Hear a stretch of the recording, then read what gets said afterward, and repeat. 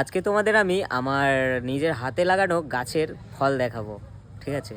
তো এইখানে দেখো, এগুলো ছিম গাছ লাগিয়েছি আমি, ঠিক আছে? একটাই ছিম গাছ লাগিয়েছি।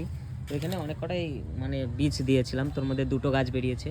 আর এইখানে দেখো কতগুলো ছিম ধরেছে ভাই, যা খুশি লাগছে এখন আমার এগুলো দেখে। আর এইখানটাতে দেখো ফুল ধরেছে। তো ছিমের ফুল কিন্তু খুবই সুন্দর দেখায়, দেখো কত সুন্দর দেখাচ্ছে ফুলগুলো।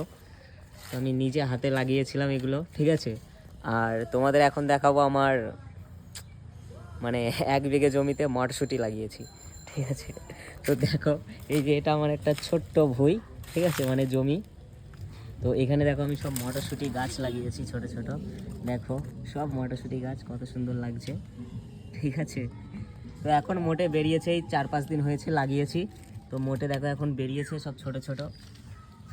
তো আমার চাষবাস এখন শুরু করেছি। তো বাড়িতে এখন অনেক জায়গা আছে, এগুলোতে সব লাগাবো, অনেক রকমের চাষ করব, ঠিক আছে? আর তোমরা আমার ভিডিও মানে এই পেজে কন্টিনিউ আসবে, তো দেখবা, লাইক করবা, শেয়ার করবা, পাশে থাকবা, ঠিক আছে? আমিও তোমাদের পাশে থাকবো যদি কেউ ভিডিও বানিয়ে থাকো। এটুকুই, টাটা আজকের মতো।